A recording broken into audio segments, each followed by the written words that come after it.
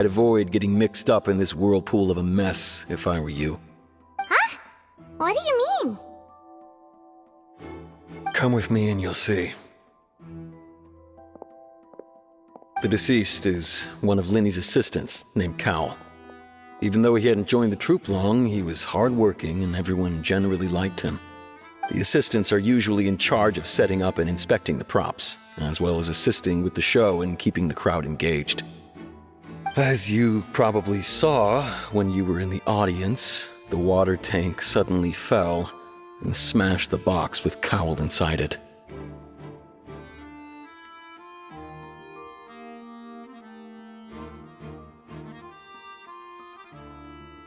This is the real mystery.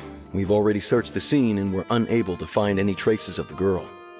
However, if you look carefully, the box was positioned directly under the water tank. The ropes holding the tank were then burned by the pyrotechnics on stage, causing them to snap. All these factors lining up so perfectly makes it hard to see this as a mere accident. If anything, the more logical explanation is that the whole incident was intentionally planned, and Linny is the most likely person to have access to all these areas. But he doesn't have a motive! Are you both good friends of his? Well, you can't say we're good friends, but we've known each other for a little while. So in just a short time, he was not only able to win your trust, but even convince you to act as his attorneys. I know there's no such thing as magic. The real trick of a magician is holding the audience in the palm of their hand. I've seen a lot of cases, and I can tell you that people are the least reliable kind of evidence.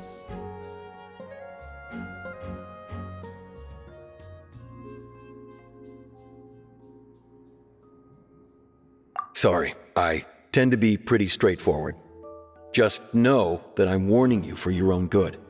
Anyway, you may investigate the scene of the crime yourselves if you're curious. Who knows, maybe you'll be able to come up with some new evidence.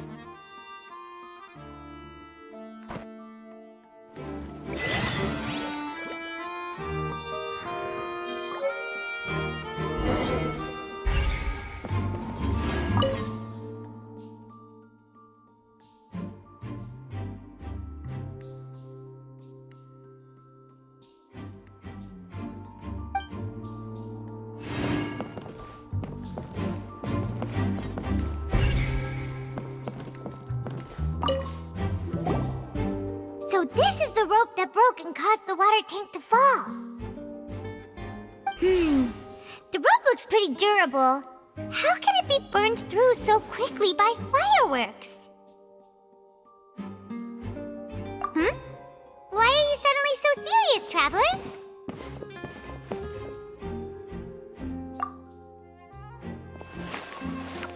Whoa! Look! This bit is made from different material! Most of it was burned away, but there's still a little bit of it left. Huh. So if a rope meant to hold something was made with that kind of material in it, then that means... Wait! Why don't you write all this down? Let's take notes!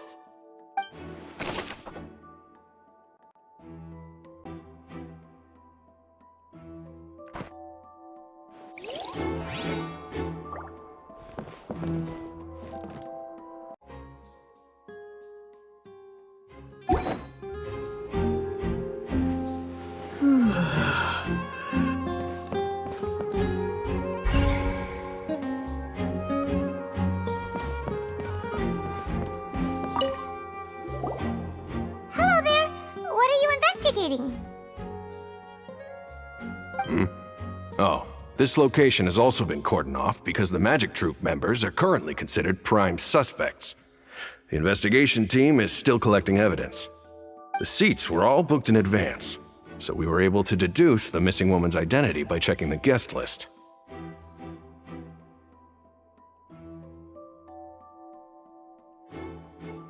Sure, it's not like this is confidential information.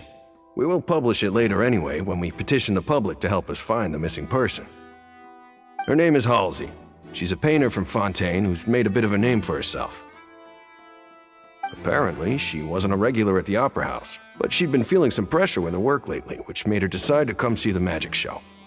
The Magic Troop members all claim not to know her. We have looked into her social connections.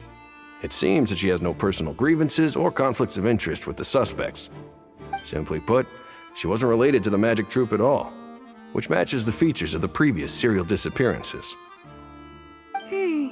Were the victims of previous cases also chosen at random? That's how it seems to us, in any case. Apart from the fact that they were all young women of around the same age range, there really weren't any other connections between them. Okay then.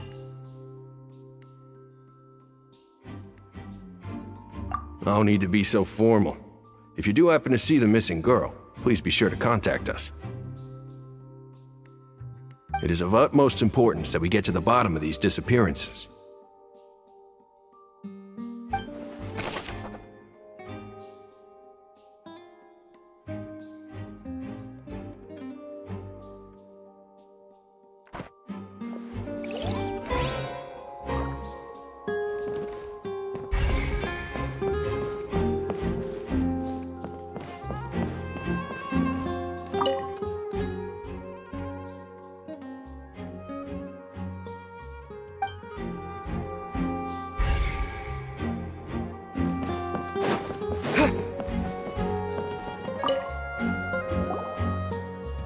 The investigation team has some new findings.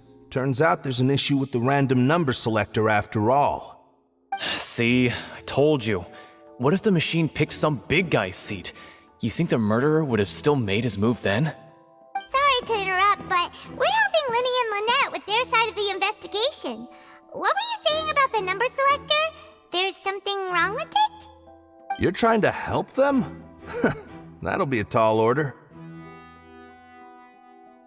Linny used the machine to pick a random member of the audience during his performance, right? The lucky girl that later disappeared. Well, we thought there might be a serious problem with the machine, so we had it taken away for further inspection. It turns out that the seat number it picked wasn't random at all. The machine picks that same number every time. I'm sure you already know that you have to make a reservation in advance to get a seat, regardless of whether it's a trial or some performance. In other words, Linny knew who would be sitting where from the very beginning. That much checks out. Linny reserved our seats for us too. Bet you see why I was saying it'd be tough to make a case for Linny. Even though it's bad for Linny's case, Paimon had better write it down.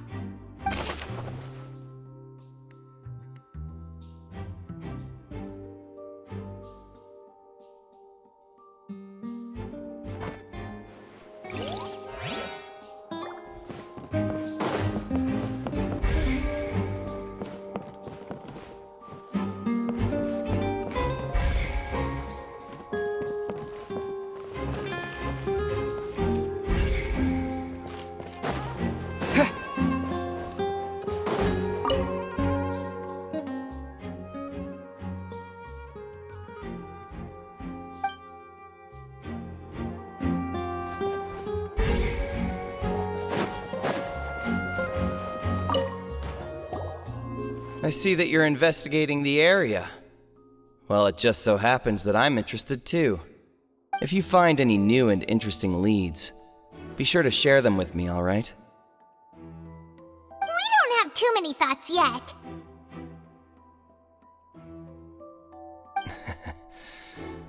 Then why don't I tell you my hypothesis first? The way I see it. And I'll start it with that loud thud. The thud? Oh, you mean the sound that happened during the countdown? Yes, exactly. It wasn't terribly loud, but I suspect that most people heard it. It's just that everyone was awaiting the results of Linny's trick with bated breath, so no one paid it much mind. But now that the incident has happened, the thud has become an important clue. That makes sense. So, what do you make of it? I'm of the opinion that it may have been the sound of Linny's accomplice. Lynette, perhaps. Jumping atop the water tank or something like that. And when the pyrotechnics went off, she cut the rope, sending the water tank crashing down. But wasn't the noise we heard too loud for that? Perhaps the balance wasn't right, leading to a particularly rough landing. Oh, that's true. I suppose I must reconsider. That does remind Paimon, though. What was with that sound?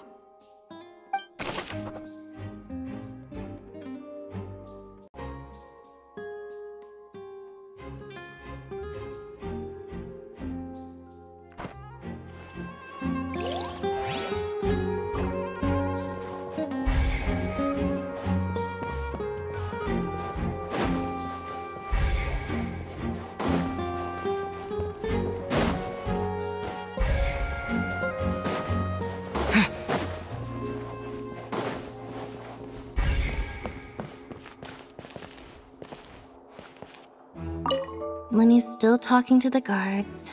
It seems he'll have a lot of explaining to do. I think someone will be assigned to monitor us later, but that's alright.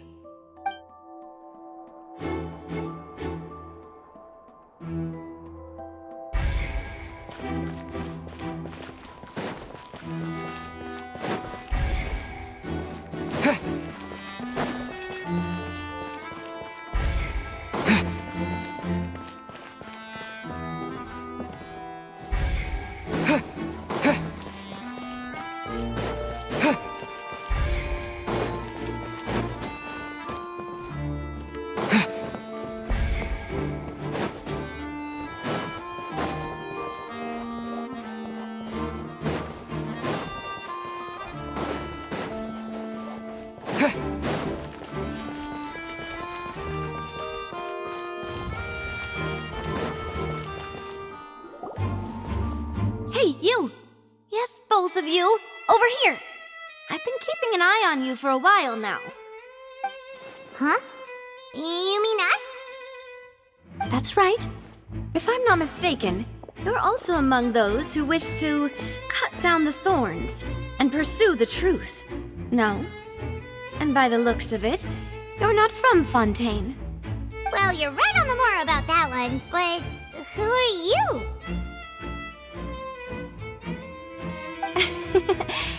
Have you never heard of the Spina di Rosula?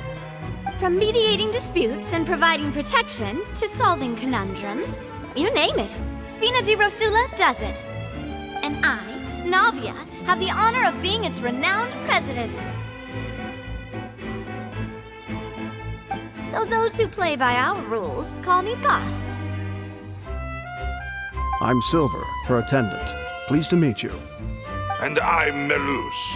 Demoiselle's various daily needs and affairs are under my purview. Huh? Boss? Demoiselle? What gives with the names?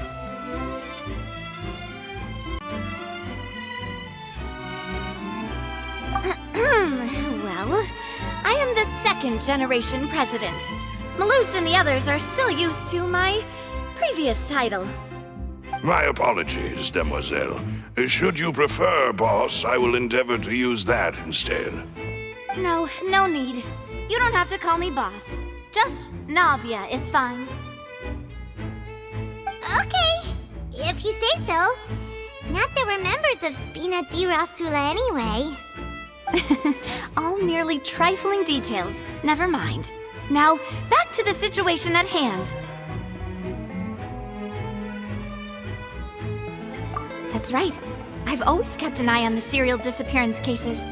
My interest stems from a matter back from my father's time. Judging from the look of things, I find Linny an unlikely mastermind. Really? We think so too! That's why we're looking for clues now! But how did you come to that conclusion? Intuition, naturally. My unparalleled intuition. Farina sure was quick to point the finger at Linny without any decisive evidence whatsoever, wasn't she? But that's not uncommon for her. If you remember, the Justice had to interrupt her and ask if she was pressing charges just to keep her from getting carried away. Anyway, a trial begins the moment someone levels charges. And, of course, there was no way Farina was going to back down in that situation. Sounds more like you just don't trust the Hydro Archon. Well, what's your opinion? I must admit that she can be interesting at times, but liking her doesn't mean that I'll blindly agree with her.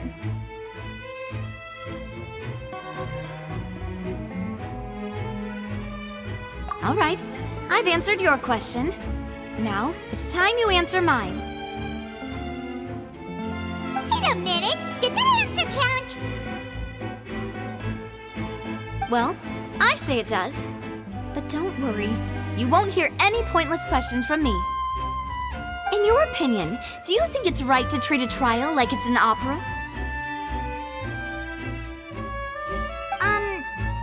Well...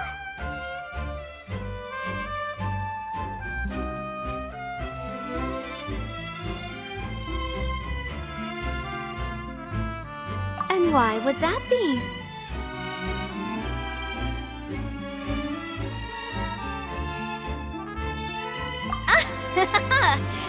See, Silver and Maloose?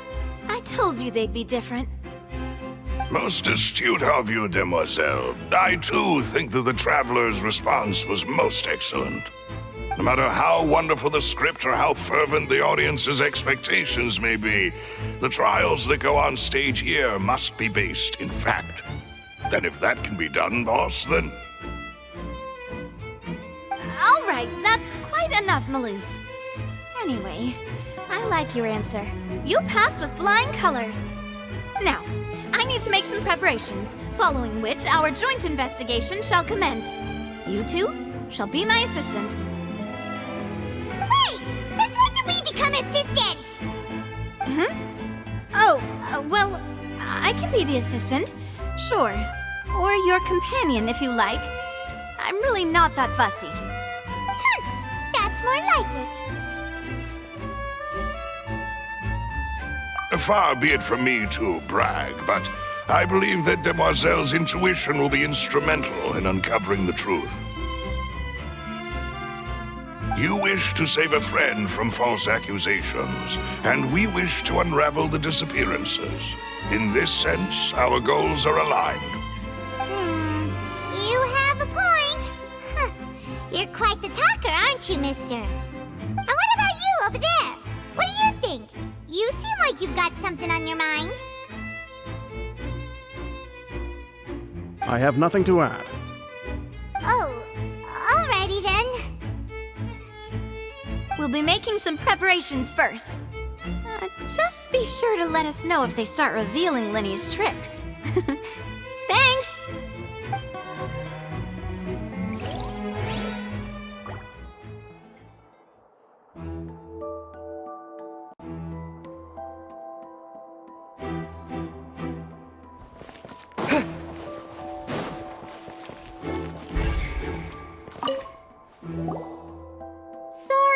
But no one can freely enter or exit the Opera House at the moment. If you wish to leave, you must register your identity with us first. No, we're not leaving. We're representing Linny and Lynette as attorneys, so we're investigating the case.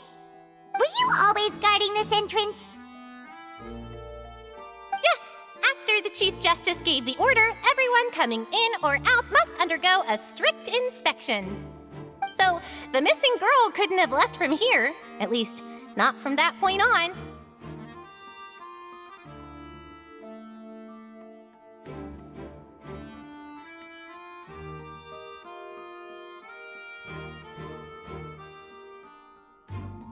I doubt there was much opportunity then, either. How can you you be so sure, Well, because I was in charge of security near the entrance at that time. I couldn't see Linny's performance from here, which was quite a shame. Just my luck. But still, I did not abandon my post, and I stayed put no matter how loud the applause was. If someone had so much as even approached the door, I would have noticed it, let alone if they had tried to leave. We Melusines are good at that sort of thing, you know. So, it's safe to say the girl couldn't have left through here. Alright, thank you for your help. This'll be useful info.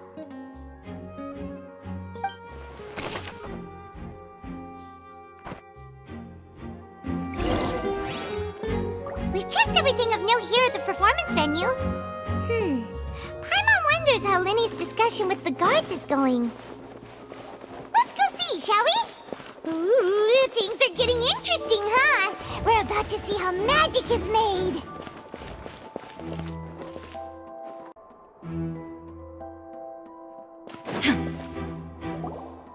Understood. Then I will be going with you.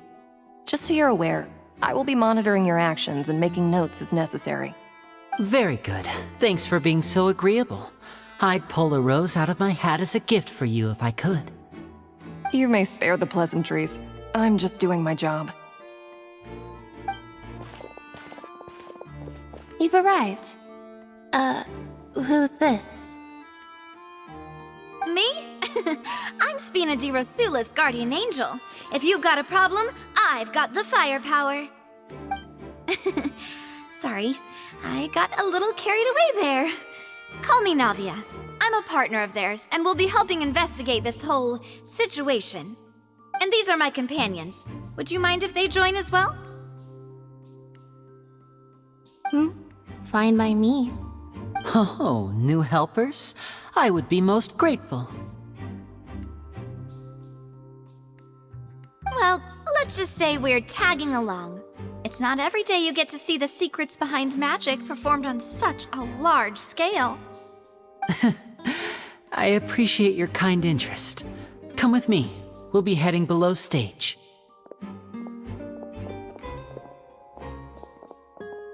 Huh? Below stage? Yes, a world of secrets is hidden beneath this magic box, prepared specifically for this switcheroo trick. But before I reveal everything, you should have a look first. Notice anything strange here?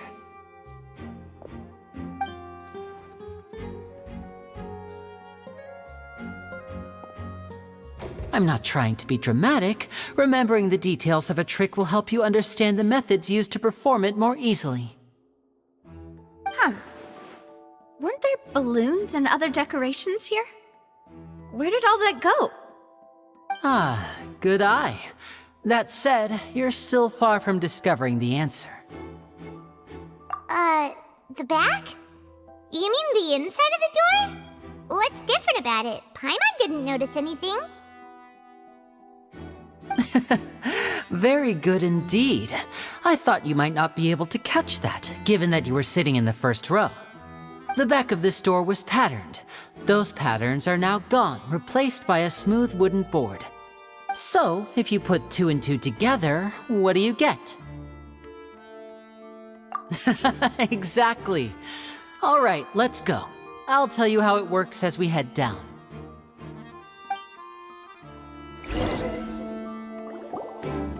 Oh, so there was a passageway under the magic box! I knew you'd figure out most of it as soon as you saw this place. The 2 magic boxes are positioned right above the 2 entrances of the tunnel. See this flatbed trolley? The box with the lucky audience member in it would be shuttled over to the other side using the trolley. This trolley can raise and lower and even rotate, ensuring that the box will face in the right direction. I see. So that's the purpose of the box inside another box. Precisely. The inner box would descend after the audience member was put inside and be moved along the trolley, all while the outer box would remain on stage as if nothing had ever changed. So that's how you did it! Once the box was lowered, the trolley would store some energy through this device here, with which it would complete the rest of the steps. The audience member would only be able to feel some slight movements in the dark, and by the time she walked out, she would already be back on stage. Right! You were talking that whole time, and you even came out for a moment near the end! Ah, yes. A phonograph operated by Lynette was used to achieve that effect. My assistant and I had already scripted our conversation beforehand. When the countdown began, I had already gone to the opposite box via a tunnel using that ladder. And what about Lynette? Where was she? I was in the mezzanine space in the back of the box. Oh, interesting! That's how we were able to coordinate Linny's lines with the assistant. And, by the way, I was the one who walked out of the box at the end. I mean, we are twins. All it takes is a change of clothes and no one can tell who's who. And that's my favorite part of this trick. Only Lynette and I can perform it. So that's how it all worked! Wow, every detail you revealed was more amazing than the last! Lynette would briefly walk out of the box and then go back in, jumping into the tunnel and escaping before the box on the trolley could finish ascending. And then I walk out of the other box in the audience area, and the trick would be complete. The operative word here being would. But as you saw, Cal was in the box, not our audience member. She, on the other hand, mysteriously vanished. We really don't know how that happened. If not for that interlude, this would have been an astonishing trick. I probably never would have figured out how you pulled it off.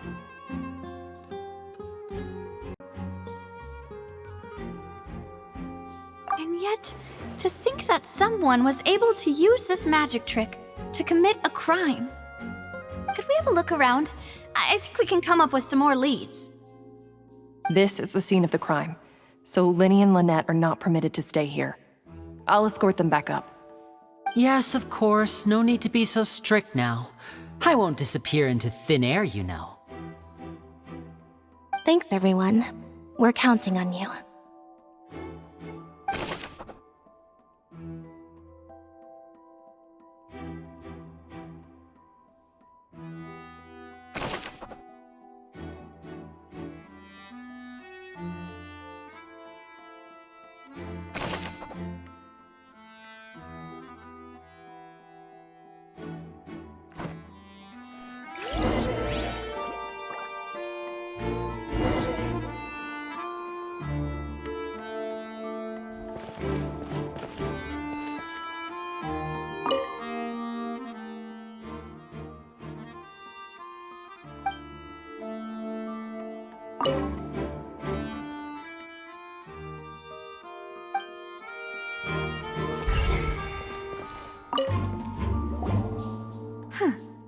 What's this? Looks like a hook tied to the end of a rope. Huh? There's all kinds of odds and ends here.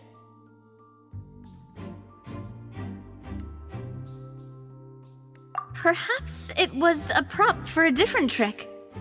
But why would it have been left here? Whatever it is, let's make a note of it first.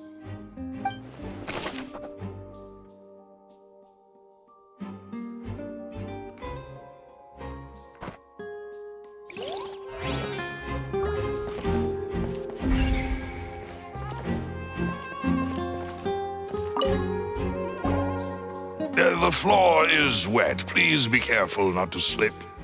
Speaking of which, why would there be water here? Oh, Paimon knows! It's one of those tricks where you pour water into a jug and then flip the jug over only for the water to disappear. And here's a broken vase. Huh. Did the trolley knock it down while moving? That can't be. The trolley moves along tracks from start to finish. It couldn't have hit the vase at this distance. Let's note this down too and think about it later.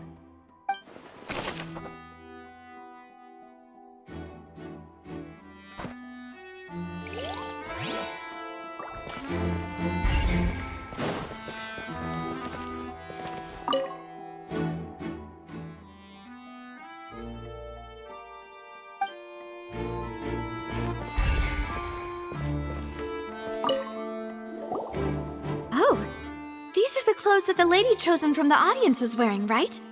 Her clothes are here, but she's nowhere to be found. Right. And do you really need to do that if you're kidnapping them? Ugh, this is so confusing. Paimon doesn't want to be a detective anymore.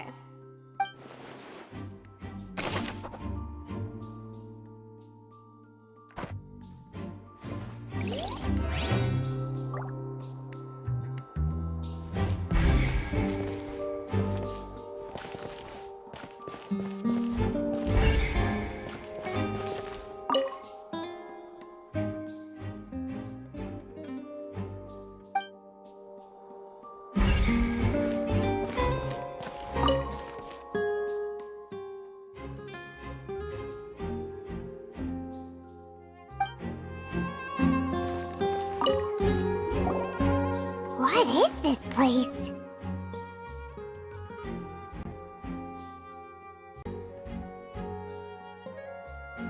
It seems someone could fit through here. Huh. Could this have been the suspect's escape route? Alone, perhaps. But if they had to pull another person with them, the space would be too narrow. But there are no other ways in or out of here.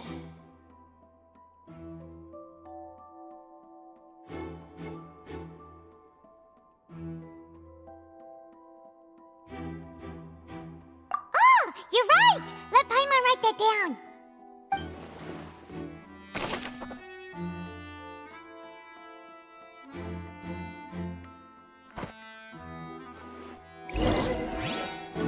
Seems we're just about done investigating down here. Yes. Let's head back up.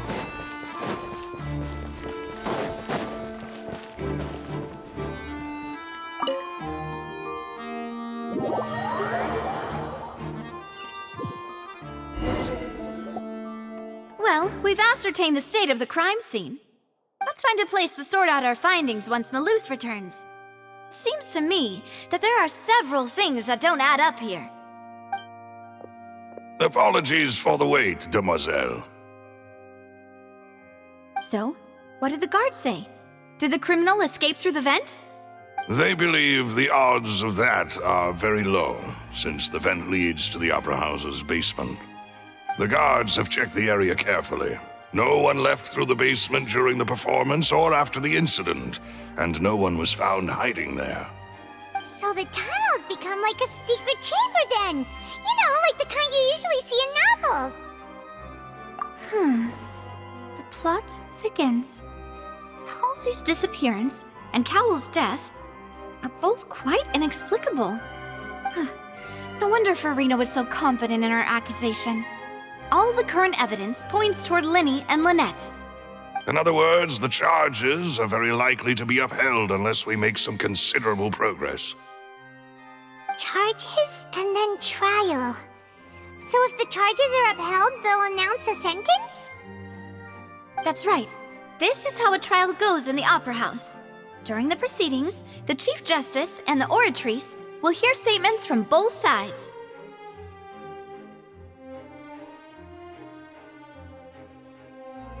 That's right. This is how indemnitium is produced. The statements from both sides, the defenses from attorneys, witness testimonies, and even the audience's emotions will all be projected on the Oratrice. To put it simply, it's as if the Oratrice has its own will, and is a judge in its own right. This also precludes any kind of favoritism on the part of the Chief Justice. And not that this has ever happened anyway.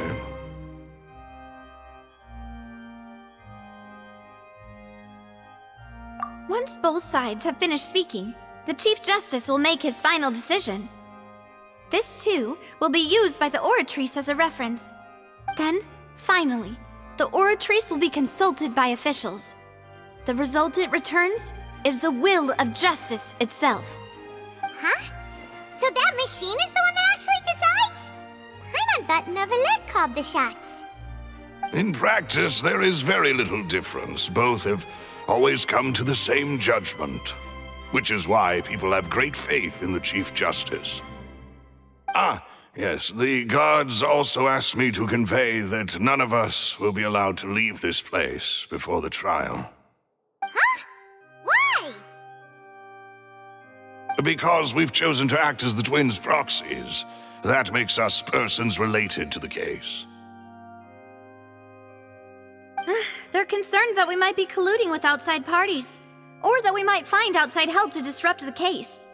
And even if that were not so, it could prove problematic if we happen to spread key information about the case ahead of time. I'm ready to break out at any time. Whoa! There's no need for that! Paimon thinks they have a point. That said, are they providing food? Of course. I just hope you don't mind the lack of options. I'm afraid that catering to all tastes is not in the cards, nor is any guarantee of balanced nutrition.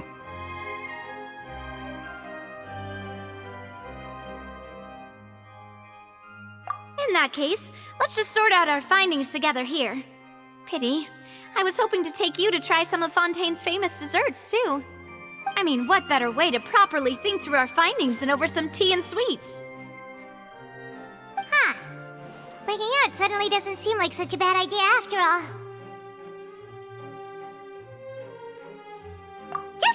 Just kidding! Paimon will still do her best, even if there are no snacks. What do you mean, no snacks?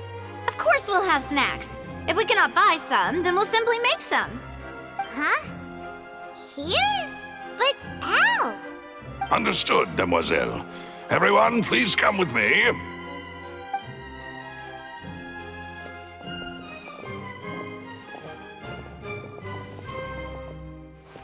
Wait, you're carrying a portable stove with you? Yes, I must be prepared to meet the Demoiselle's baking needs whenever the fancy strikes her. I have eggs, sugar, and almonds at the ready. Good work, you two. Then I'll get to it. Please sit tight for a moment. You'll get to taste my awesome snacks soon enough. These three are quite the interesting group.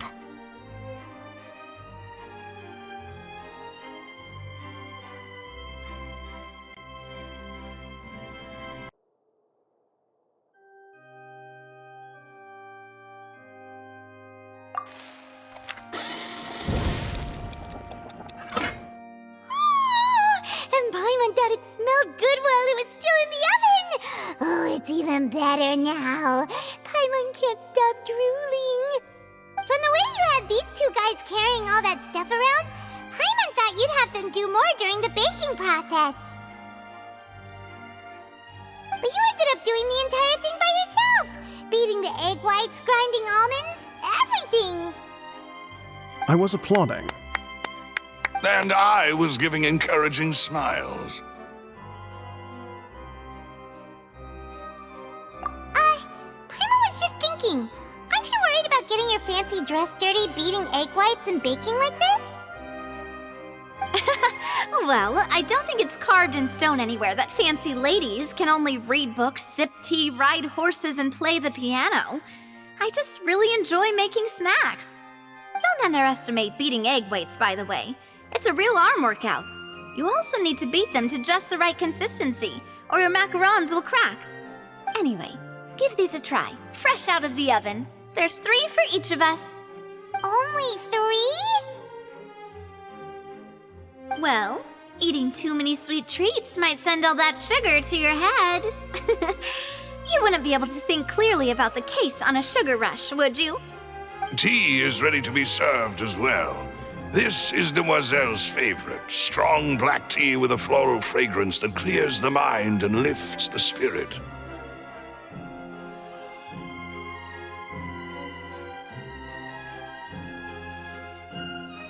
No need for concern. I'm merely doing as I should.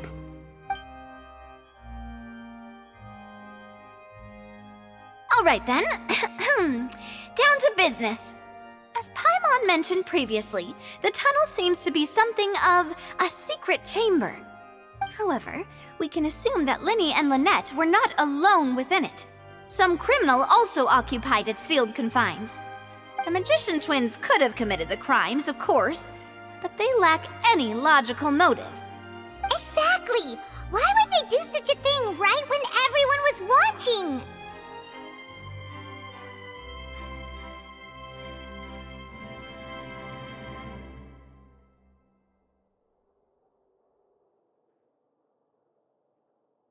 The flower vase and the thud we heard during the performance could indicate some altercation between Halsey and the criminal in the tunnel, resulting in the shattering of the vase, the discarding of her clothes, and her abduction. Perhaps the criminal thought that since she was chosen from the crowd, she would be too easy to identify if she was still wearing the same clothes. Paimon thinks that makes sense, but the real trouble is...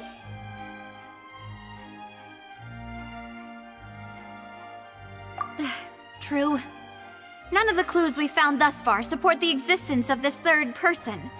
But the only people left to consider are both technically victims, whether it's the missing girl, Halsey, or poor Cowl. Huh. Could Halsey have secretly made modifications to the magic props in order to murder Cowl before making her escape? That's right. And even if she had tampered with the setup, she would need to understand the entire trick to pull it off. Nor does she have any motive. The guards said that she has never had any dealings with the magic troop's members. Were we not thorough enough in our search? From the sound of things, this is turning into an impossible case. Your macarons are amazing though, Navia. They smell great! They're nice and crisp and super sweet! They are my specialty after all. And I see you've already had 5 of them. What? 5? Oh, that can't be right! Paimon only counted 3! Honest! Please don't worry about it. At my age, a few less sweets might actually be a good thing. No! Being greedy is one thing, but Paimon knows how to count. Besides, Paimon knows that if she ate too many, then others wouldn't have enough.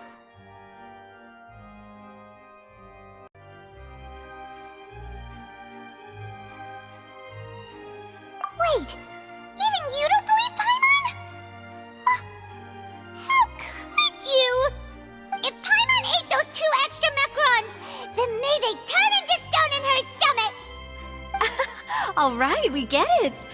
Well, I suppose one of us might have gotten too engrossed in our chat and eaten them by mistake. No big deal. Maloose, set up the stove again if you would. Huh? What are you doing? Making sure everyone gets 3 macarons, of course.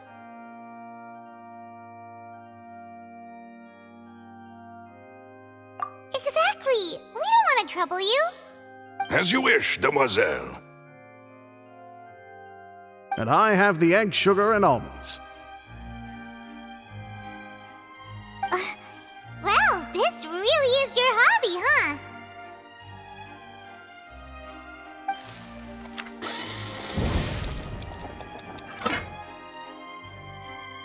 Well, that's it for snack time.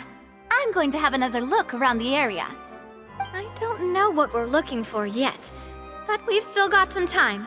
As attorneys, I suggest the 2 of you think the case over again. It would be awkward if you got all tongue-tied on stage during the trial. All right, thanks for your help and for the snacks. It was nothing. A small task for the Spina di Rosula. Silver, Maloose, it's time to go. I'll be back if I find anything new.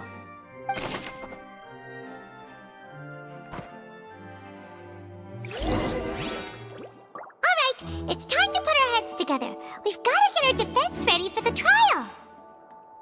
Oh, it's probably gonna be a long and difficult case. There's no point in worrying about that now. We just need to prepare.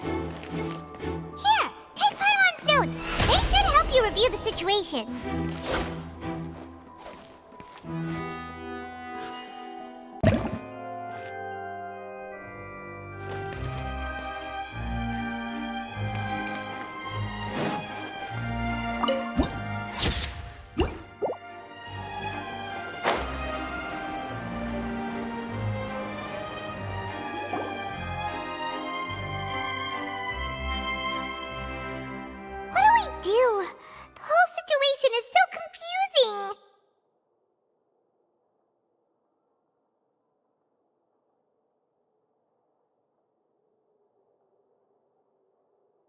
plan. Impossible things don't just happen. We'll get to the truth one way or another. Just relax. Even if everyone else suspects Lenny and Lynette, at least we will be supporting them from the stands. Besides, I doubt Farina understands any more about what happened than we do. Thanks, Navia. Well, we'll be going then. Best of luck to you.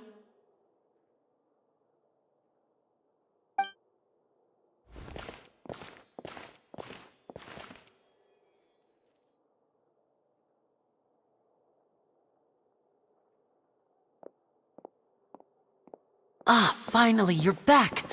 Well, how did your investigation go? To be honest, you might be disappointed. No. We're already very grateful that you were willing to help. Well now, don't you all look disappointed. Don't tell me that your investigation came up empty-handed. That was to be expected, of course. The guilty can never produce proof of their innocence. But don't let that stop you. I shall be terribly disappointed should you, my most anticipated foe, concede so easily. Since both parties are present, I declare that the trial regarding the magic show incident is now in session. Firstly, in order for the audience to understand the causes and results of the incident, could we please have Mr. Linney explain the trick? Yes, of course. I will explain while Lynette demonstrates on stage. All the necessary items have been prepared.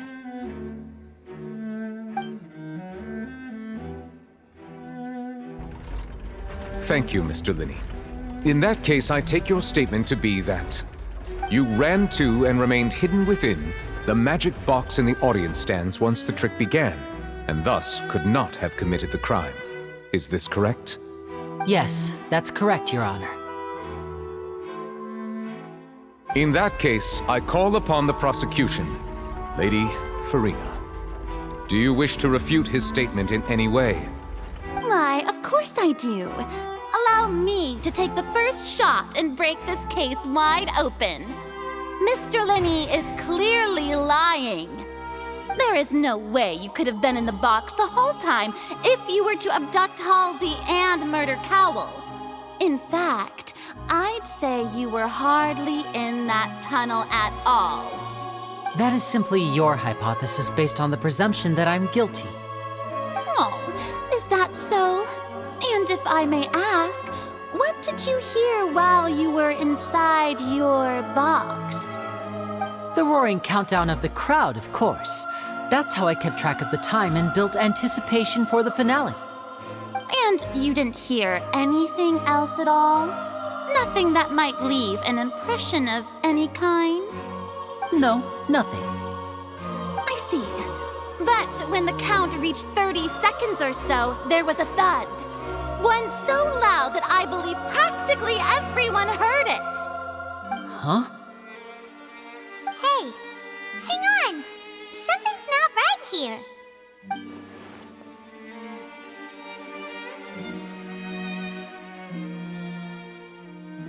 Yeah, I'm sure he could have heard a noise that loud from inside the box. I was right by the box and I definitely heard the thud. Look at those scales. Could those mean...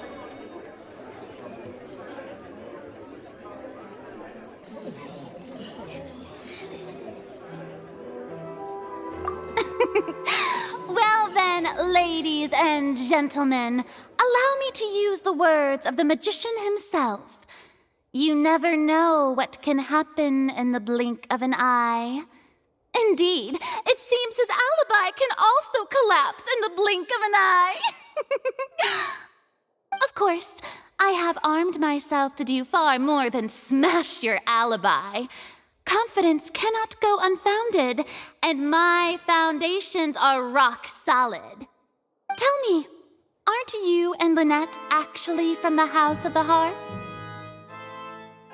The House of the Hearth?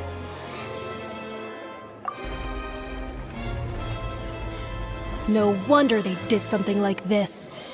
So the serial disappearances were the Fatsui's doing. Now it all makes sense. I've got a feeling that what happened on stage probably wasn't just an accident. That's irrelevant. Our identities have nothing to do with what happened. Indeed. Then perhaps you could tell us everything that happened during that 1 minute. Your first priority is to prove yourself innocent after all. I'm sure there is little that needs to be kept secret now. Unless your script already has holes in it. The Outlander is speechless. My, oh my, don't they look flabbergasted? Now comes the infighting and discord, I suppose. This was almost too easy. Good thing I made all those preparations. Seems the all-nighter I pulled last night is really paying off. Hey, Linny! Why didn't you tell us this before?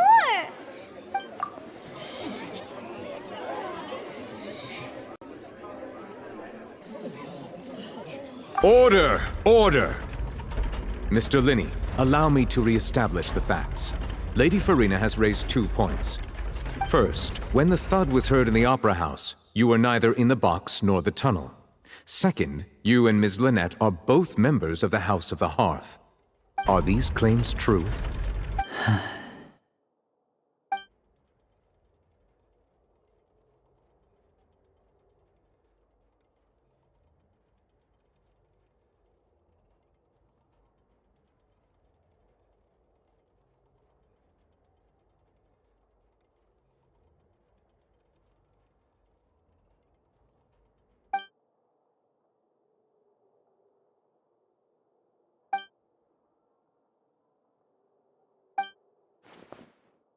Please answer my question, Mr. Linney.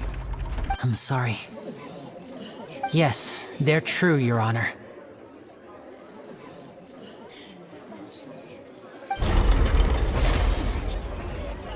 I knew it! Well, that's it. We might as well move on to the sentencing already. What should we do now?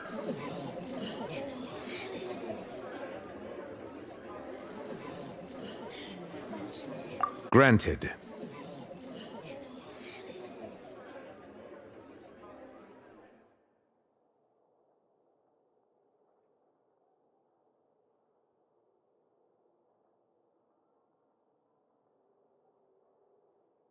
In that case, what is your request?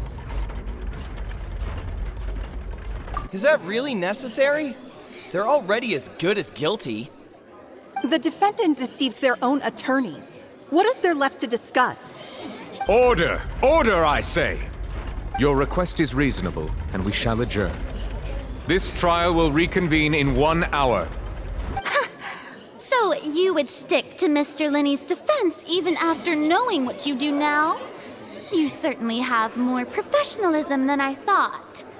In that case, my dear audience, let's allow the joy of victory to steep for a little while longer.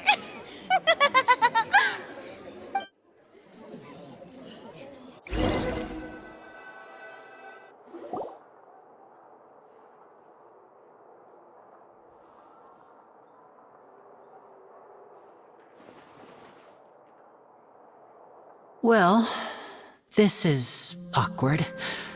I didn't think the Hydro Archon would dig all that up. I'm sorry, Traveler and Paimon. Yeah, sorry. Paimon doesn't know where to start. We trusted you two. We based our entire reasoning on the assumption that you weren't bad guys. Not to set the wrong tone or anything, but Paimon's really mad! I'm very sorry. I know you're angry, and reasonably so, but please, let me explain. I know you've clashed with the Fatui several times before. I wouldn't be surprised if just hearing the word is enough to make you upset. But our organization is very, very large, and the Harbingers have very different personalities and goals. Right now, we want to save people. As many as we can. That's right. I'm sure we're on the same page when it comes to this nation and the disaster that its people might face. I knew if it weren't for our respective identities, we could become good friends. That's why I didn't wish to flat out lie to you, but chose to hide some details instead. The truth is very important, but being completely transparent about everything would see us spending more effort than we need to.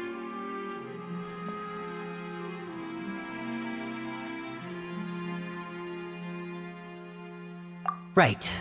So, you be the judge. Heck, if I were you, I fear that I'd even struggle to trust me at this point. You met a Fatus who works as a magician, a trickster by trade. All by coincidence, too. But still, I'm asking you to trust me. I am no criminal. At least, not in this case. Sorry. Please forgive us. Well, you both say that, but...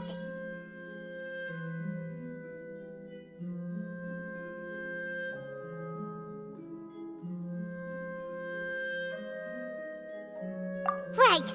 Let's hear your answer first, and no lies now! Of course.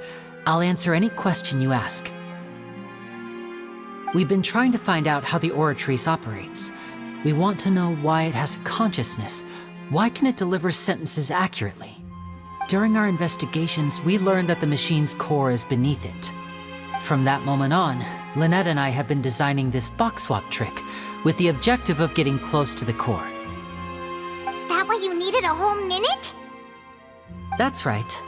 In truth, the audience would take about 75 seconds to count down from 60, while I would only need 15 to get to the opposite box. So, after jumping into the tunnel, I accessed the Opera House basement via the vent, and went to investigate the room in which the core is stored.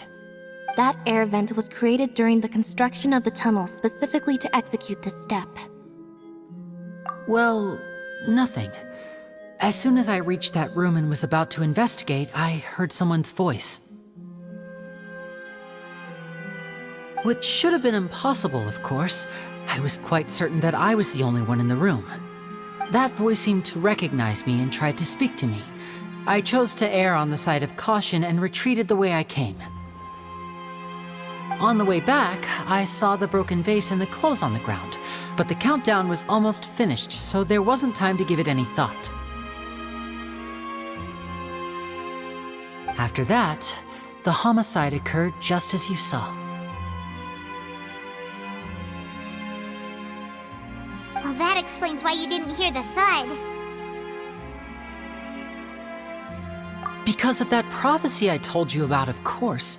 We must know all we can about this nation's secrets in order to deal with that prophesized crisis. That's the only way we can save everyone. So, there you have it. The whole truth. I swear, I didn't hide anything from you this time.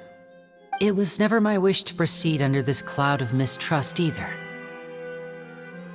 But like I said earlier, you can be the judge. If you want to leave because you don't trust the Fatui, there's nothing I can do to stop you. Well, Traveler, you decide. Paimon will follow your lead however you choose.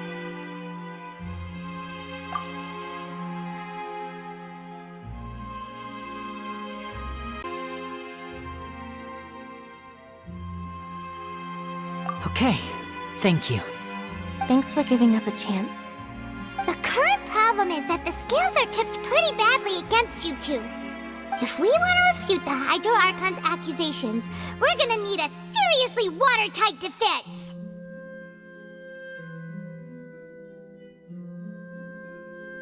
Huh?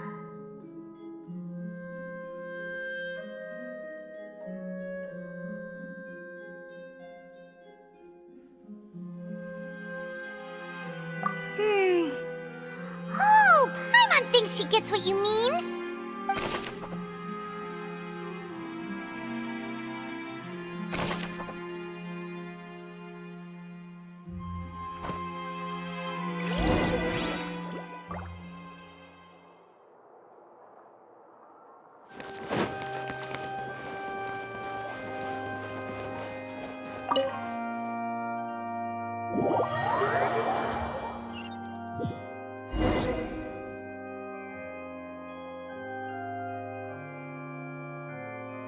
Both parties have returned to their positions. Let us continue the trial. When last we left off, Mr. Linney acknowledged the new evidence presented by Lady Farina as fact. Therefore, Lady Farina may continue stating her reconstruction of the events. That took long enough. Now then, if everyone would lend me their attention. At this stage, let's revisit that scene from Linney's perspective.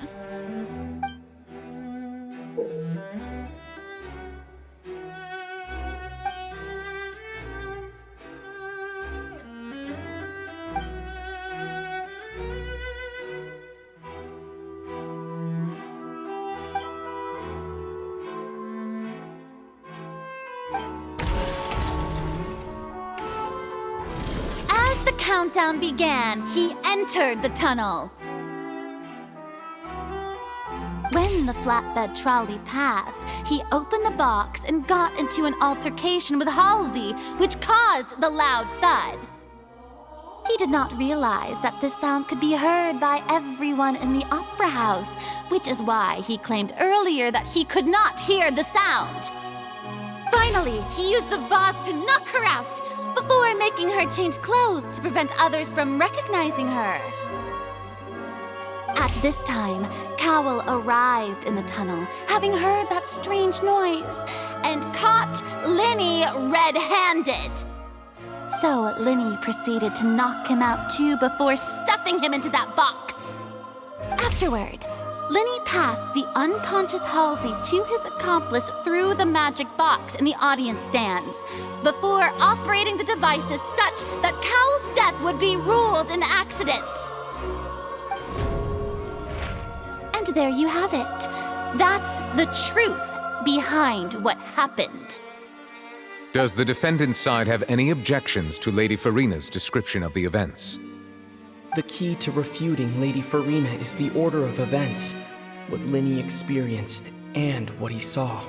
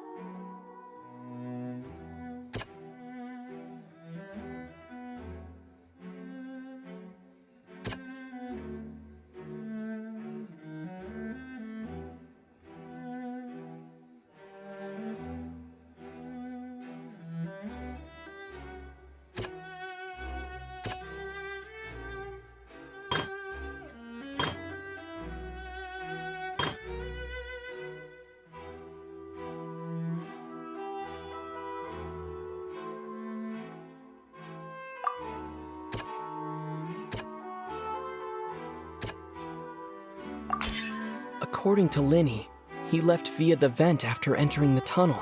He couldn't have had that altercation with Halsey.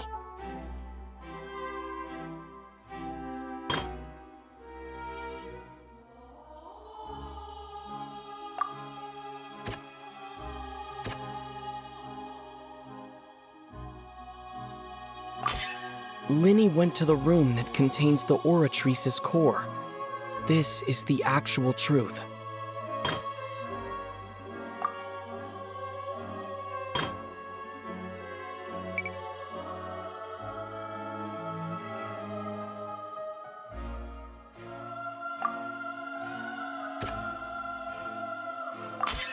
Linney did not take part in the underground altercation. He only witnessed traces of the aftermath. Attention! Ace Detective Paimon has something to say!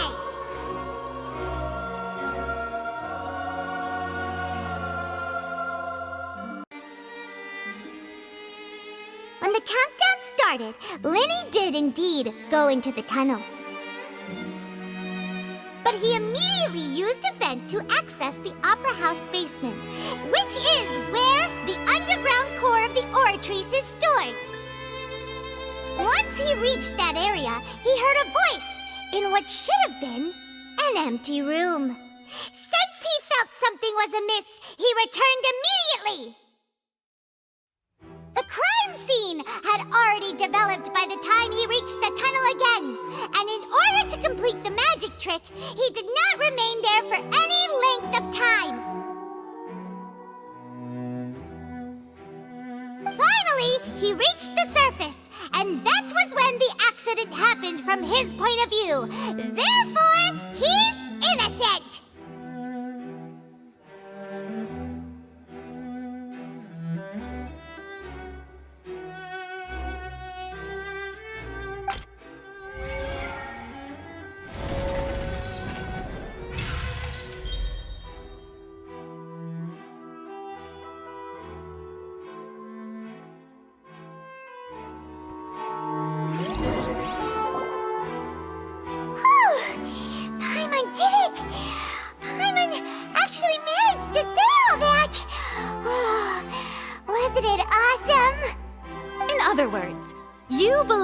He knew nothing of the incident? That's right!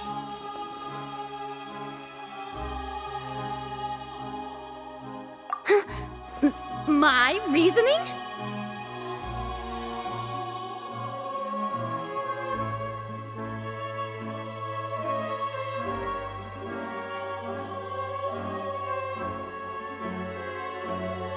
If that's the case, then if Cowell hadn't entered the tunnel, who was the entire setup meant to kill? Assuming that what you say is true, Lenny only needed to kidnap the young girl to cause a new disappearance case. What would the point of killing someone on stage be? Oh, they have a point. That's right, you tell him! And that's why they're partners of mine. They've managed to turn things around. Oh, well, your denial is very strident, I'll give you that. But what proof do you have to back your claims? Of course I do. If he had been in the magic box the whole time, how could he have not heard that sound? Why do you ask? You're saying that he wasn't?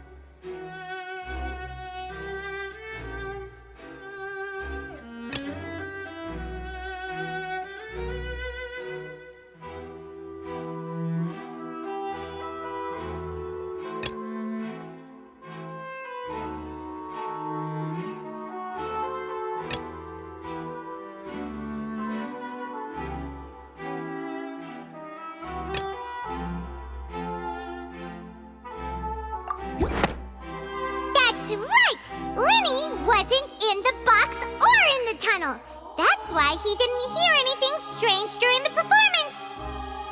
This means that when the crime happened, Lenny had already entered the basement via the vent. The same clue you used to disprove his alibi has now become the best proof! How do you like that? Well played. To think you'd use such logic. Well then, if it wasn't Lenny who committed the crimes, then who was it?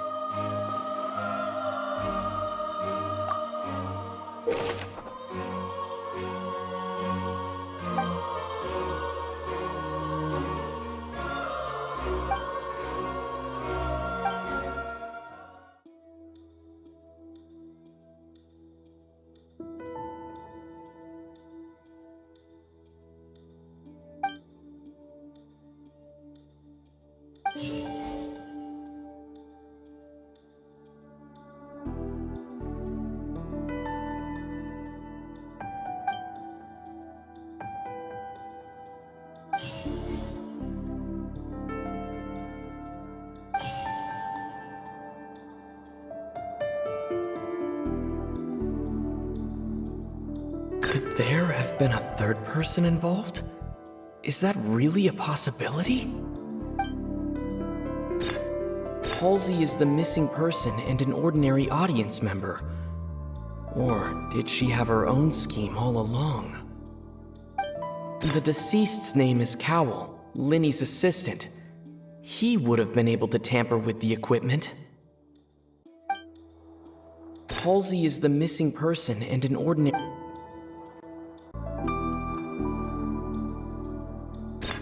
The deceased's name is Cowell. Halsey is the missing person and... The deceased's name is Cowell.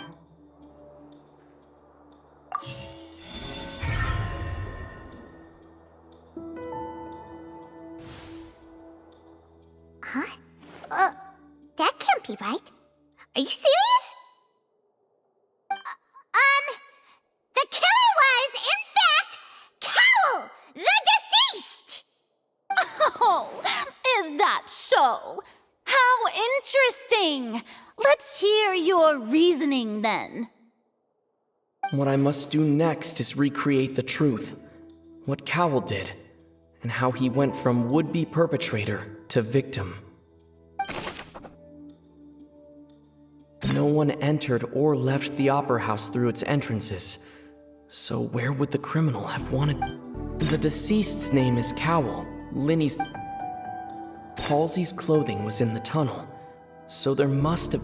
The sound we heard may have come from a clash between the missing Halsey and the Linny was not in the tunnel at that moment, which... It would have been tough for both people to fit into that vent. They would likely have bumped into Linny as... The deceased's name is Cowell. No one entered or left the Opera House through... The sound we heard may have come from a clash between... It would have been tough for both... No one entered or left...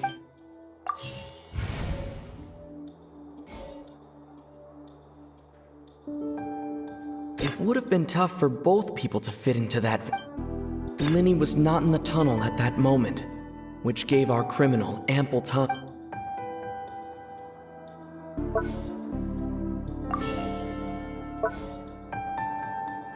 It would have been tough for both people to fit into that vent. They would likely have...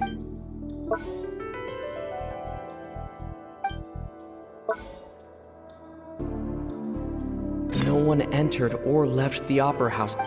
Halsey's clothing was in the tunnel, so there must have been...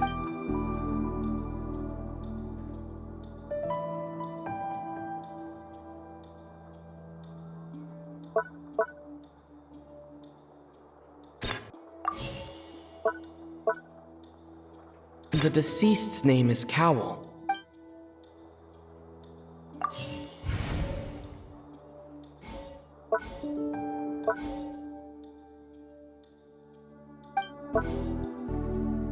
Halsey's clothing was in the tunnel, so the...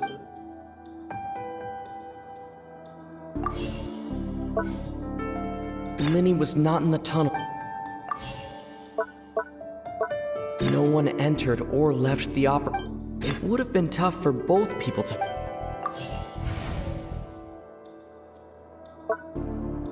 No one entered or left the... Linny was not in the tunnel. No one entered or left the Opera House. The deceased's name is Halsey's clothing was in... It would have been tough for both... Halsey's clothing was in the tunnel.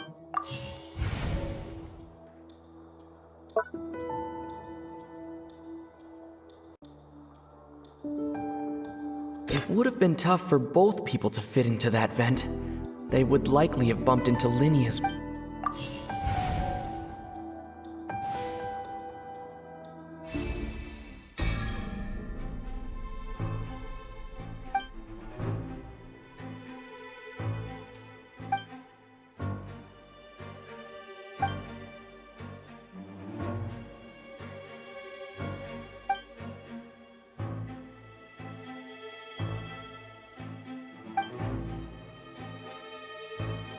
What's wrong, Traveler? Are you still having trouble figuring things out? I see how it is. So this was all just a bluff. And here I thought you had something to show for it. But it seems you're still far from the truth. Look, since we're at a dead end, why not consider a different track? Just like the trick as it transpired, the end result must have been utterly different from the magician's initial design. If only we knew how Halsey disappeared.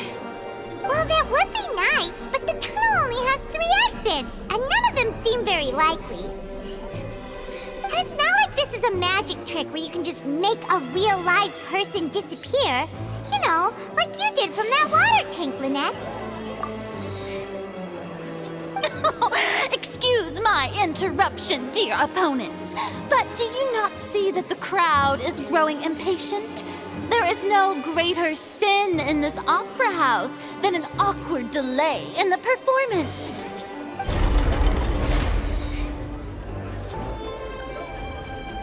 If the defense is unable to make further effective arguments, we will move on to the next stage of the trial. Linny was not in the tunnel at that moment. The sound we heard may have come from a clash between the missing Halsey and the criminal. The deceased's name is Cowell, Linny's assistant. He would have been able to tamper with the equipment. The vase was not broken by chance. It was used to cover important evidence. The water.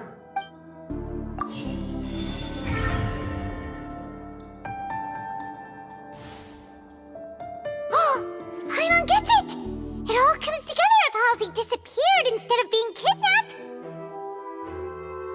Lynette escaped from the water tank, vanishing gradually and leaving only clothes behind. If there's a similar method where a person could be transformed into water... Oh, just a moment, please. I do hope you know how preposterous you sound at the moment. How could a person ever be transformed into water? This is reality we're talking about here, not some magic trick. Must we really? I should think that of anyone. Your friend Linny already knows this truth very well. Magic tricks are ultimately just illusions and misdirection. But Halsey's disappearance is very real. We're talking about 2 completely different things. Even so, I trust the Traveler's judgment. The truth must be out there somewhere. Perhaps some new line of reasoning may open if we try to gather all the focal points that don't make sense. Since Cal was the deceased, we haven't placed much attention on him. But given that we aren't making much progress with the case, it wouldn't hurt to have a look at his belongings, would it? People really do come up with all sorts of harebrained schemes when at the end of their rope. The way I see it, your suggestion that we broaden the scope of our investigation is nothing but a tactic for stalling the trial. Nevertheless, I believe that this is a reasonable request on the part of an attorney. Since the trial does indeed appear to be at an impasse, I believe that additional evidence may help us make more progress. Guards, please step into the lounge and examine the personal effects of the deceased, Cowell.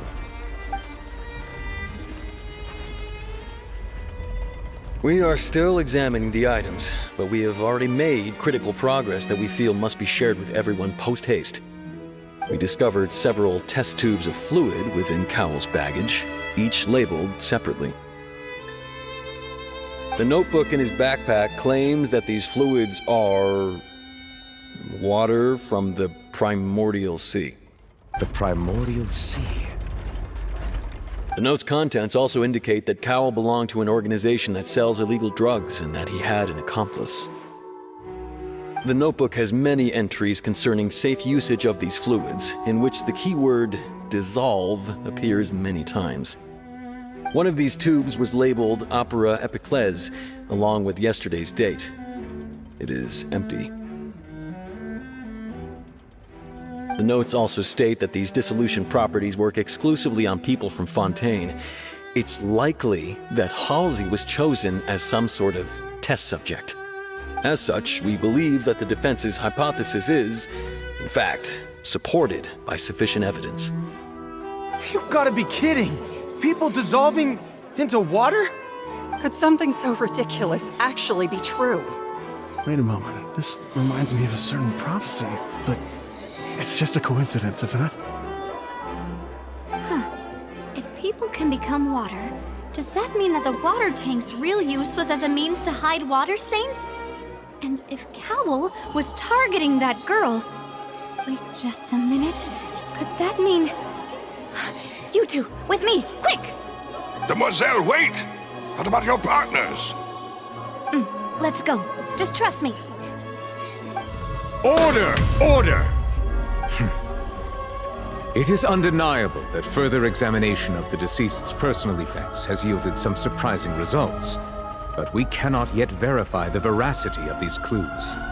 Still, let us assume that these clues are indeed authentic, albeit with the understanding that Ms. Halsey has yet to be found. Guards, please continue examining the items along these lines.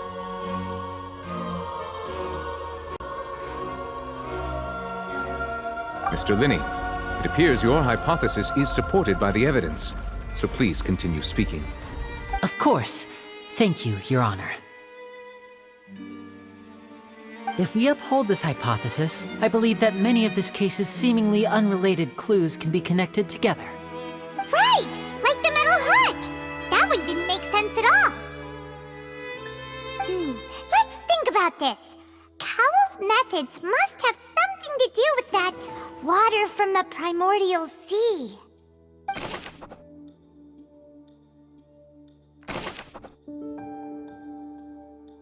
The deceased's name is Cowl. The rope that held the water tank up was lit by the fireworks and snapped. The water from the primordial sea. Now it seems like the hook rope was not meant for another magic trick.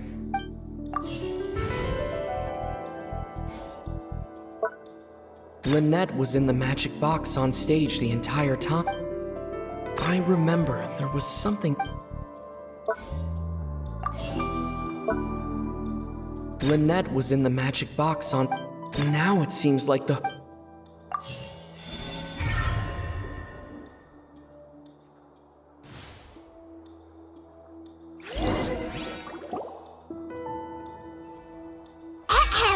It's Ace Detective Paimon's time to shine again!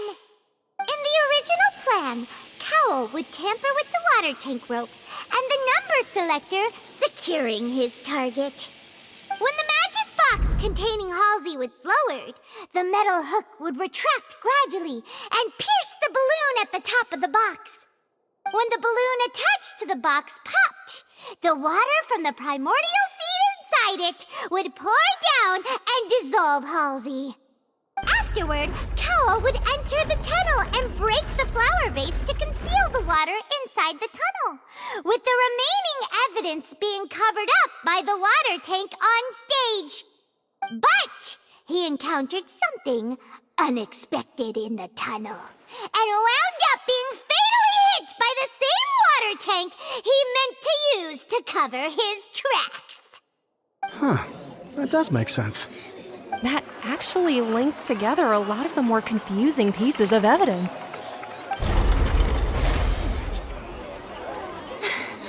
Oh dear, what do I do? Even I think they sound convincing now. Have I falsely accused an innocent person? What a humiliation. Now, it seems like the only point of contention remaining is the exact circumstances that led to Cal's death.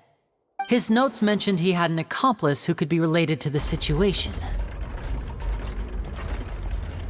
On that note, the guards have just contacted me indicating that they uncovered new evidence. I shall now invite him on stage to share it with us. Thank you, Your Honor. We were just inspecting the luggage of the other people involved in this case. And we found an identical sample of the water from the primordial sea among Linny's personal effects. What? That can't be. Oh, I see. Well, how wonderfully comedic to have your own counterattack only to come back and wound you. Does this not clear all doubt? My dear citizens, my loyal audience, allow me to present my reasoning and bring this performance to a swift close. Linny did not need to take part in the dissolution of the young woman at all. Indeed, he did leave the scene via the vent. Having made modifications to the props beforehand, his accomplice Cowell then caused Halsey to vanish using the water from the primordial sea. But upon his return, in cruel avarice, Linny desired sole credit and prepared to do away with his partner in crime. Ultimately, he knocked Cowell out, and the tool meant to cover the crime up also became a murder weapon. Now, as much as I regret having come to such a viciously straightforward conclusion, it does seem that the famed Fatui is quite the cold-blooded and ruthless organization. Am I right, Mr. Linny? We've used up all the evidence we collected. There's no way for us to make a rebuttal here. Is this the end of the road?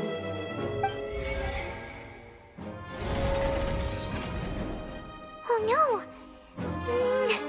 Paimon can't think of anything either. It doesn't look like there's any way around this.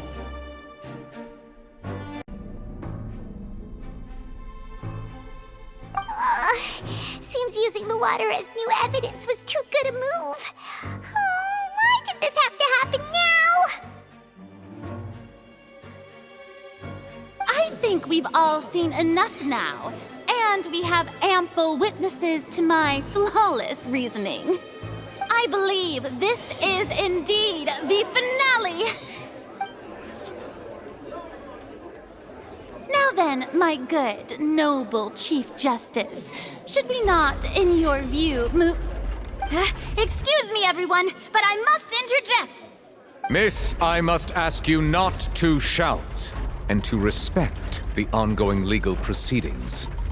Oh, come on, don't be hasty. I have a good reason for interrupting, you know. Now, would anyone here like to take a little break from all this debate and see a little magic? I'll show you an amazing trick, one that can bring a young woman who has disappeared back in the flesh, right before your very eyes. Please, do the honors, Mr. Linny, if you would be so kind. What in the world is she saying? No offense, miss, but miracles like that are beyond my scope as a magician.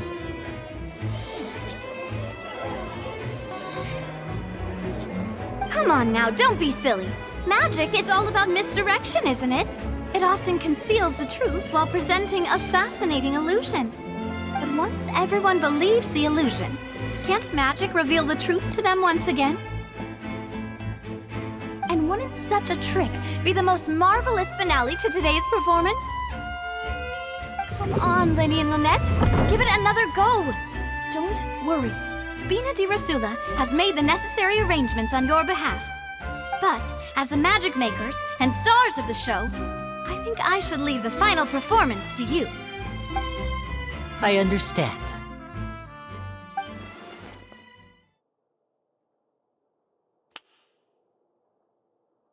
And voila!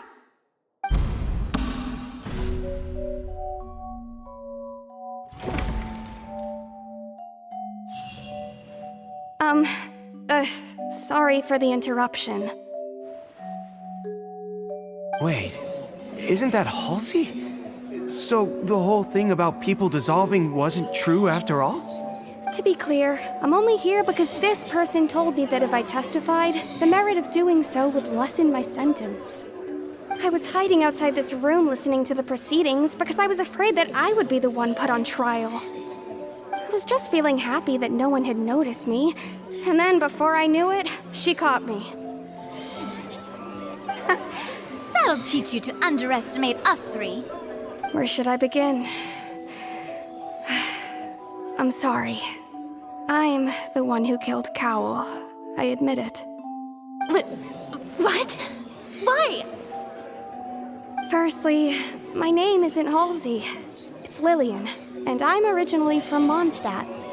I heard that Linny's show was gonna be a real thriller, but I missed the chance to buy a ticket, so I stole one. That's how I make a living. I steal stuff here and there, and I'd never been caught before. But I was noticed at the harbor a few days ago, and I barely got away. Linny was the one who caught me in the act. Hey, no wonder you look familiar. So you were the thief! Liddy even mentioned that you were pretty skilled. Well, and I thought that would have been the end of it, but then the number selector chose me. He even mentioned the Fortress of Meripede. That's a prison, isn't it? So you can imagine how shocked I was. I thought he was onto me for sure.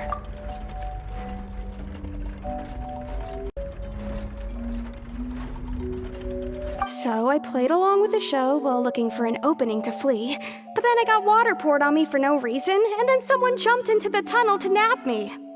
I wasn't going to take that lying down, so I knocked him out and stuffed him into the box.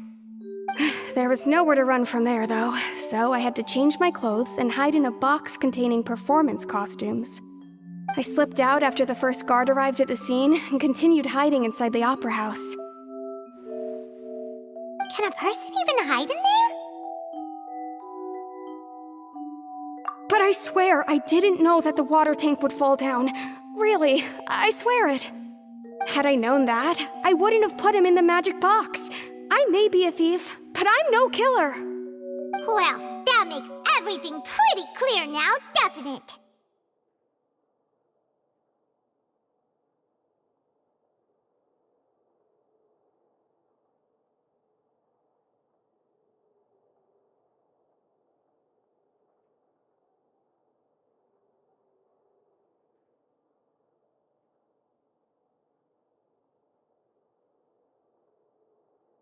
This time, we need to tell the entire story from Lily-Ann's perspective.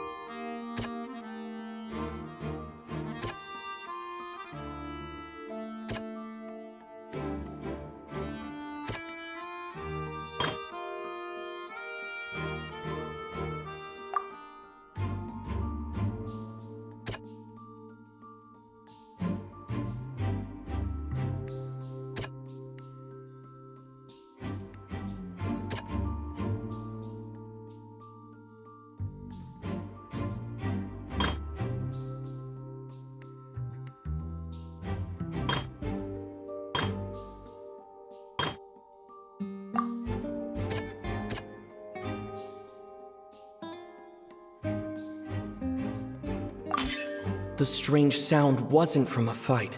It was Lily-Ann's attempt to break out when she was frightened.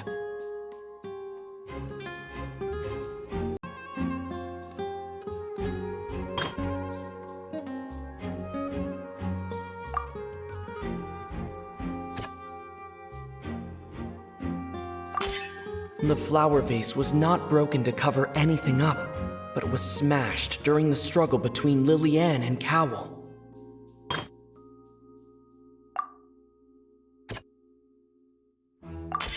Lily-Ann was afraid that she would be recognized if she left, so she changed clothes and hid, biding her time. Just what one might expect of an experience.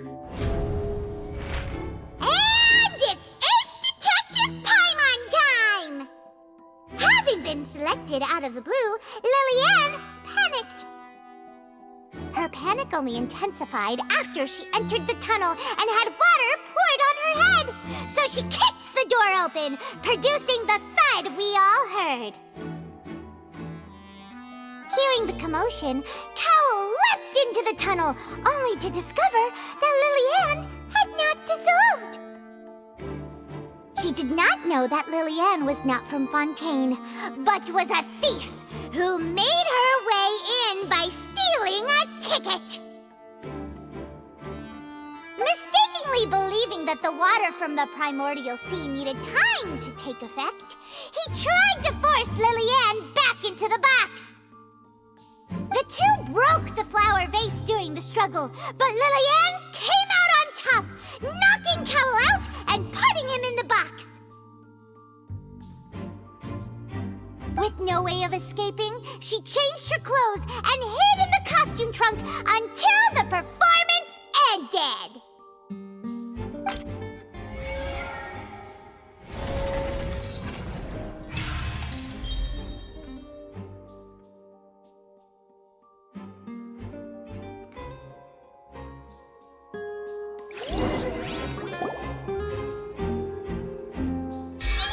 That she would have to go through guard inspection if she tried to leave afterward.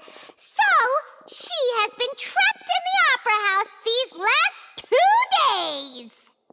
She had already become desperately hungry by the time we were chatting over macarons. So, she swiped 2 of them right under our noses. Talk about a sneaky thief. At this point, all the events that happened in the tunnel have now come to light. Ah, so that's the whole story. Bravo! Bravo! Now then, Lady Farina, do you wish to speak against the defense's statements? Please answer the question, Lady Farina. Also, if I may add, the trial has not yet ended. As such, I request that the prosecution not leave the room before the proceedings have concluded. What, are you reading my mind now? No, I have no further arguments. I admit defeat. But really, could you at least have left me with some dignity?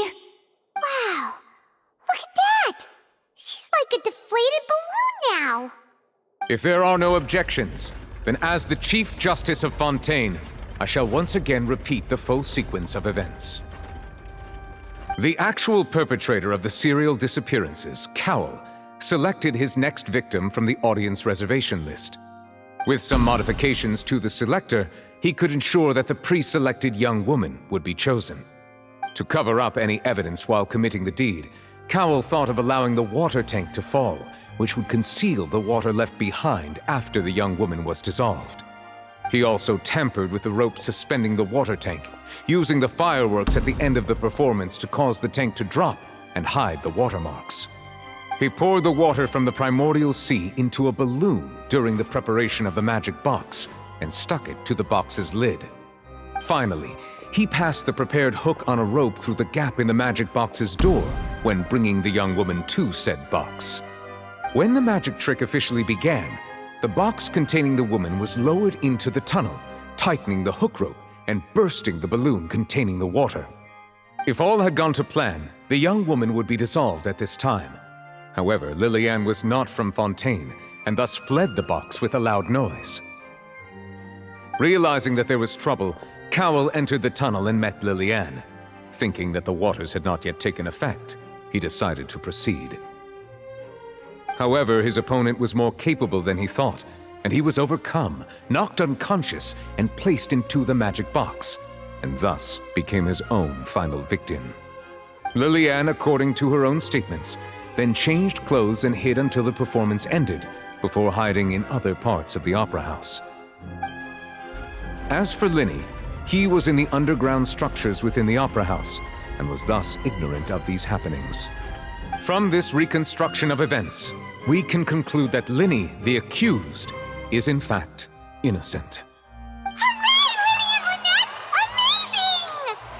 While there is much in Linny and Lillian's conduct that should still be investigated separately, this case, at least, can be handed over to the Oratrice to make the final decision.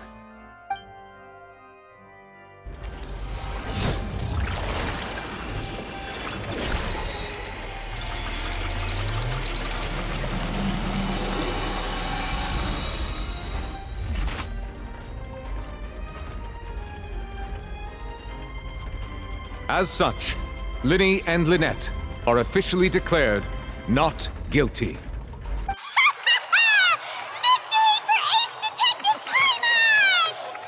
Great work, partners. Thank you all. Thank you so much. Next, I think we deserve an explanation, Guard Vaughn. How did you find the water from the primordial sea in Linny's baggage? Right! Your discovery caused me to make a serious mistake, you know. Or was that not a discovery, but false evidence that you dared to bring before this court? I suspect that the accomplice mentioned in Cowell's notes was not Linny, but you, yes?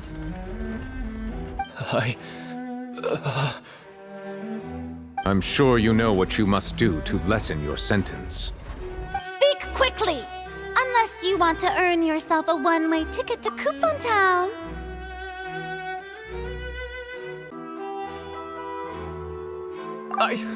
I was just following orders. We were supposed to place blame for the serial disappearances onto Linny, and thus cause suspicion to fall on the Fatui. The higher-ups said this was the best opportunity to do so. And now that your plan has fallen through, and the secrets of the water have been revealed, you have become a liability to said higher-ups, yes? Therefore, you would be wise to tell everything you know, and seek the protection of the guards.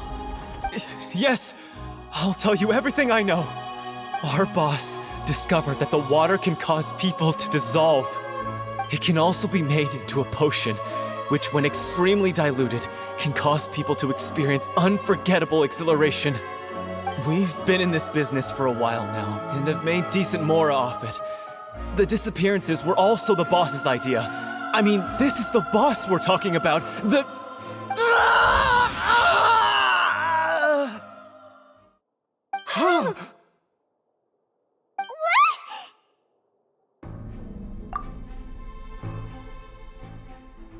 And now he can no longer talk. Such ruthlessness.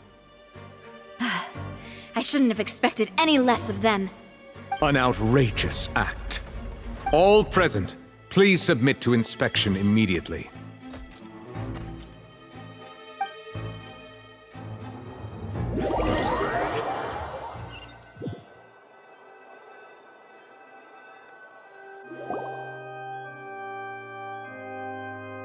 So, we're just going back now? That's true, but... Traveler, Paimon! Please wait.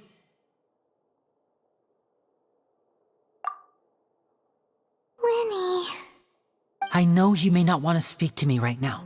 Maybe you don't even want to look at me. But still, let me thank you again for defending me to the end, even after you learned that I'm a member of the Fatui.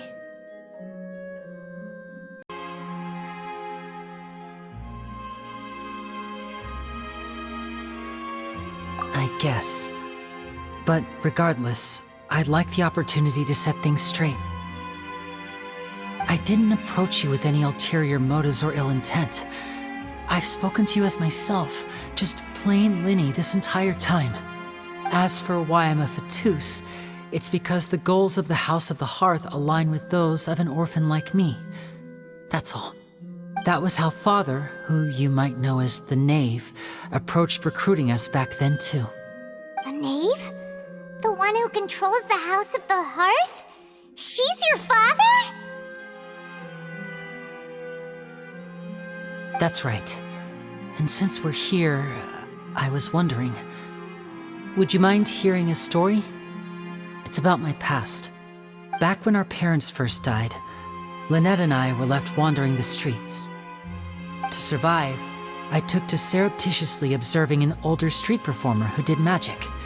It took me several days to figure out how he pulled off his amazing tricks. I took my sister through several streets until we found a crowded corner, and we began to perform magic tricks there. To my surprise, we proved to be pretty popular, and we could at least stop worrying about where our next meal would come from for a time. But I didn't want my sister to remain a street rat together with me forever. Before long, an aristocrat came to me and claimed that he wished to take us in after watching my performances. So you went from orphans to nobility just like that? That was how we felt at first, too. As if fate was on our side and we could say goodbye to those painful days. But I gradually discovered that while we were called foster children, he was really after my talent for magic tricks. He would constantly take me to all sorts of banquets to garner attention, which he would then use to expand his social circles. That doesn't seem too bad either. Better than roaming the streets at any rate. It took a while for me to realize just how dark his heart really was. After one particular performance at a banquet, I discovered that Lynette was not on the same return vehicle as me. I waited a long time after we returned home, but she did not come back. I went to that noble's bedroom and asked him about her whereabouts. The answer he gave me was, "She caught the eye of the most eminent person at the banquet, so I sent her over as a gift. I mean, you'll be able to perform your magic regardless of who your assistant is, yes?" Oh no. So he was gonna... But wouldn't Fontaine's laws deal with such people? As far as outsiders are concerned, this is a relationship akin to adoption or foster care, and they have their ways of escaping the eye of the law. I managed to ferret out the location of the mansion of that so-called eminent person and hurried through the night. But by the time I leaped over the walls, avoided the guards, and made my way in, all I saw was the moonlit ground covered in blood, and the knave standing there in the darkness. So, she'd already taken care of that guy. That's right. She had rescued my sister before she could come to any harm, and had even discovered several girls hidden in a basement, all of them orphans.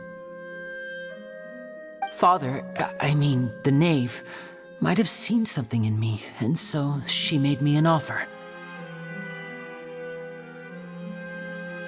The House of the Hearth welcomes you, for your interests align with ours. Here, none will ever betray you. Indeed, betrayal shall never be permitted here. I was hesitant to trust her. I had just been betrayed by nobles. But she was also quick to destroy the noble who had taken us in at first, giving us back our freedom. Oh, so that's how the two of you joined the House of the Hearth.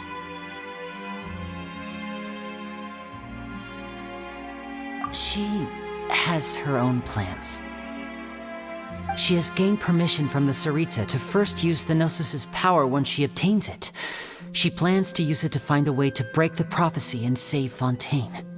So, she believes in that prophecy too? That's right. The whole House of the Hearth is currently working to combat that crisis.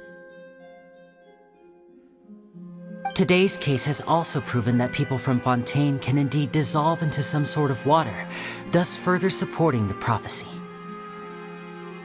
Everyone at Hotel Bouffe d'été, including the knave, has their roots in Fontaine. And we will always defend our homeland. To us orphans, the only connection we have left to this world, apart from our family, is our homeland. So, from small deeds like distributing magic pockets to huge schemes like stealing a Gnosis, everything is aimed at dealing with that prophecy.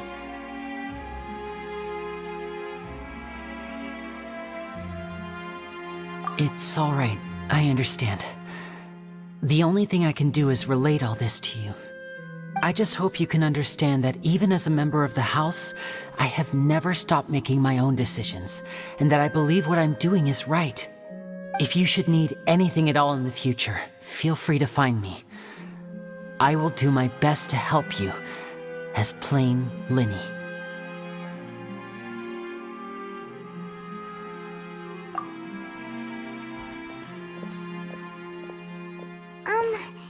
Bye, Linny.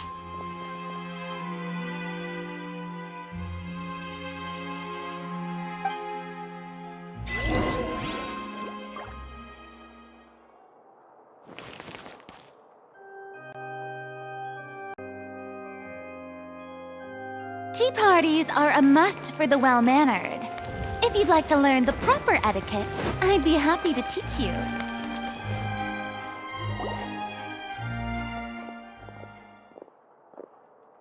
Hey there. What was with the disappearing act you pulled right as the trial ended? Were you looking for us, Navia? Well, this whole thing isn't exactly over, is it? I do feel that we're getting closer to solving the serial disappearances case, though. Don't you think so, too?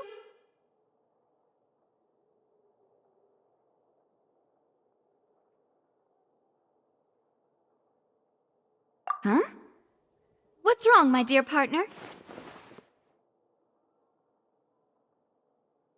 Besides, are you sure we're the ones who can crack a case that's been cold for decades now? And given that there's new evidence from the trial, there should be a trail of breadcrumbs for the Hydro Archon's people to follow now, right? Ah. I see. Well, I won't lie. I'm a little shocked to hear that from you. But I suppose you are just travelers who have only arrived in Fontaine after all. Sorry. I might have been too presumptuous. Don't say that, Navia. Ah, and we were having so much fun investigating with you, too. It was like having new waters flowing into a stagnant mire, causing new hope to spring forth, and the reflection in the murk to become clearer. Sorry about that. I'm a bit prone to nostalgia. Don't mind me. Wait, shall we have a farewell meal? You know, to commemorate our time as partners? Huh? Do we really need to get that formal? Well, guess you really did treat us as partners, huh? Well, I'd just like to have a proper ending to every important memory. That way there are no regrets later. Anyway, it would just be a meal, so it shouldn't take up too much of your time. You don't have to twist Paimon's arm. If Boss Navia's treating, count Paimon in! Oh, wonderful. In that case, why don't we return to the court of Fontaine and head to the Hotel de Boer? I believe we'll make it just in time for dinner. All right, then.